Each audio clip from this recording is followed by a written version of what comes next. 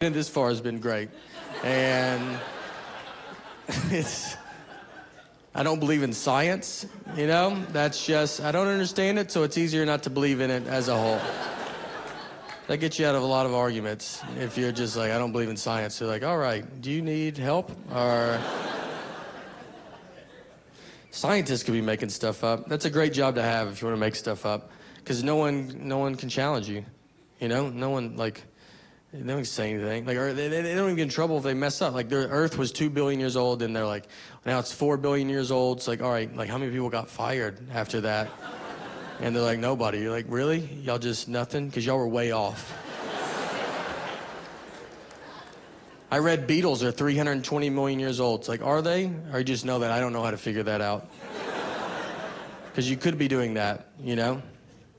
Like, I feel like that's your first job as a scientist. Like, when you go, they would just probably do the Beatles thing. They're just like, go see how old Beatles are. Like, when you're a new scientist, and then you're, you know, you don't think the guys are just, those guys are like back there, like, just write 320 million. Like,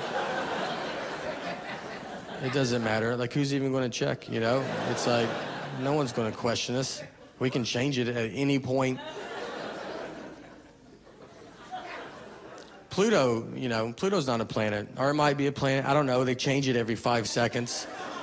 The last I heard, it's not. And that's like crazy. That's when I left science. When I was like, I'm out. Like, you can't do that. You can't jam Pluto down my throat my whole life. And then the second I get out of school, you're like, we were just kidding about Pluto. It affected me. In elementary school, I got a C- on a test because I forgot to put Pluto. And turns out I should have got above an A. That's what I should have got. Yeah. I should have been asked to teach the class. I should have immediately taught that class. And be like, Nate's apparently the best. I never believed in Pluto, you know? I said it's too far. That's what I told people. I go, you guys will see. It's about, like, this guy with animals. It was about buying tigers. Like, you can buy, like, if you guys want a tiger, there's a guy you can go to, and you can buy a tiger if you want. And I was like, see, they did this whole undercover reporting, and they filmed, like, where he keeps tigers. And then, you know, they, like, asked him afterwards, like, hey, do you think it's too easy to buy a tiger in this country? And he was like, yeah, sadly it is. And that was, like, my favorite part, you know? I was like, that's why America's the best. I didn't even know you could buy tigers. I would have been embarrassed to ask. And then I watched this, and I was like, I don't really have to jump through hoops if I want to buy a tiger. It's not an all-day thing, it's an hour. I'll be right back with our tiger. And everybody wants to get rid of guns, you know, like, guns are the problem. But what makes me nervous is, like, you take away guns from people, those are the exact same people that will buy tigers. That's going to be a much bigger problem, all right? You're probably going to be like, look, here's your gun back. And they're like, no, I'm good. My tiger is way better than my gun. My gun missed all the time. My tiger rarely misses. Even if he does miss, it's just for a second. It's never long. Like, if a guy dodges a tiger and he's like, your dumb tiger missed, it's like, well, he did not. He's right behind you now. And he is furious. So, you know that saying, like, guns don't kill people, people kill people? The new saying will just be like, these tigers are killing people. I don't know. It won't be a good saying. He'll just be asking, like, do you know where your tiger's at by any chance? Do you have any idea? You don't know? That's all right. That's a big problem. It's... I love doing comedy, though. It's great. The show's almost over, just so you guys know. I like to let everybody know where we're at. We're about done. I think it makes you feel better when you're like, all right, thanks. Like, how many movies you go to, and then you're just like, geez, this is taking forever. And if a guy, like, popped in the screen and was like, it's about to wrap.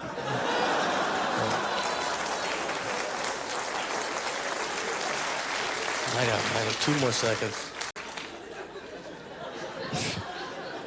And you're like, thanks, man, that was, you know. I love doing comedy. There was a time I was going to quit. I was going to quit early on. I tried, then there was no one to quit to. No one.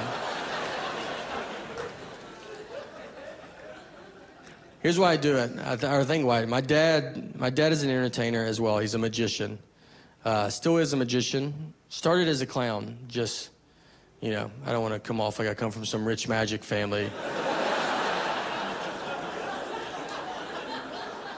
And I'm better than you guys. He paid his dues, his clown dues.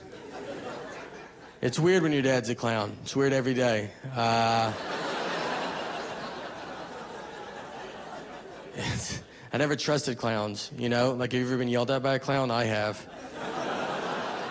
Do you know how confusing that is to get screamed at by a guy who's got a smile painted on his face? You're like, is this not the same clown those kids are going to see outside? He was a clown till I was about 12 and 13. And that's about as long as you want your dad to be a clown. When you're 6 and 7, there's perks. Absolutely. By the time you get 12 and 13, kids at school are like, is he still doing that? You're like, off and on. All right, guys. Yeah, he is almost full-time magic. So...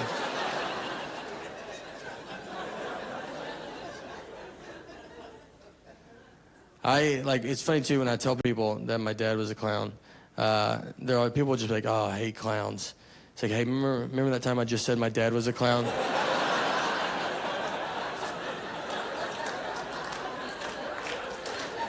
I just said that. You're just like, I hate your father.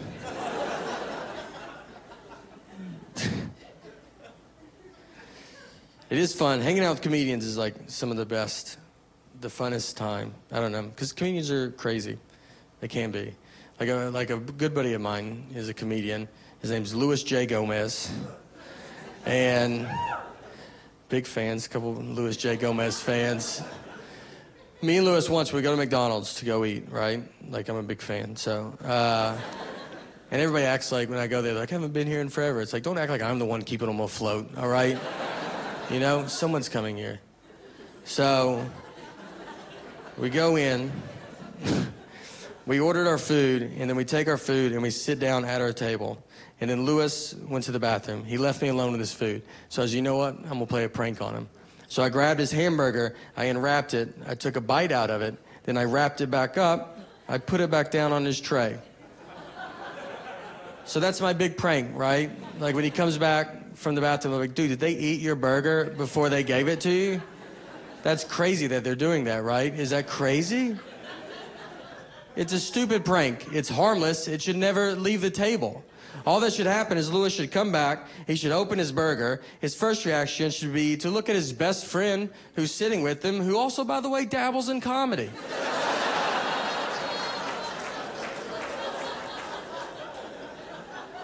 And just be like, hey, I just wanted to run this by you before I unexpectedly go freak out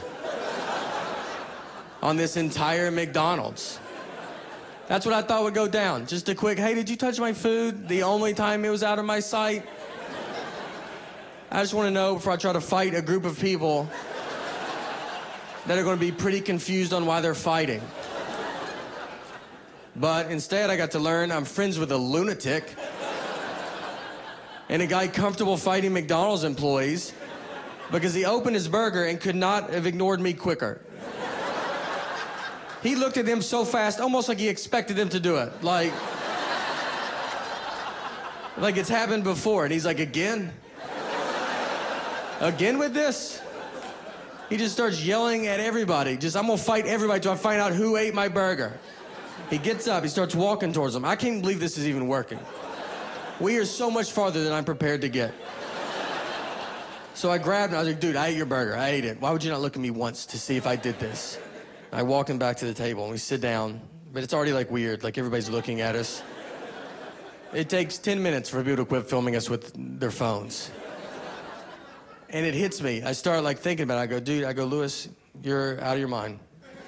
You're going to get killed one day, dude. I was like, you were about to go fight a guy. I was like, let's pretend I'm not here, all right? Let's pretend that someone did eat your burger that worked at this McDonald's.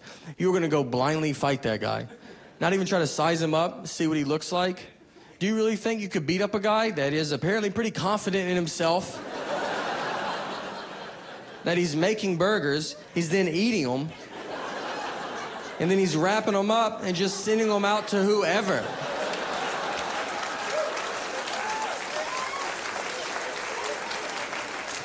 You don't think that guy's probably the greatest fighter of all time? I think you're gonna walk to that McDonald's counter and be like, who ate my burger? And all the McDonald's employees are gonna part ways.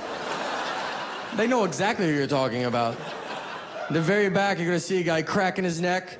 He's got his fist in the fryer, doesn't even know it. He's just warming his hands up. Guys, thank you so much for coming out. You were unbelievable. Thank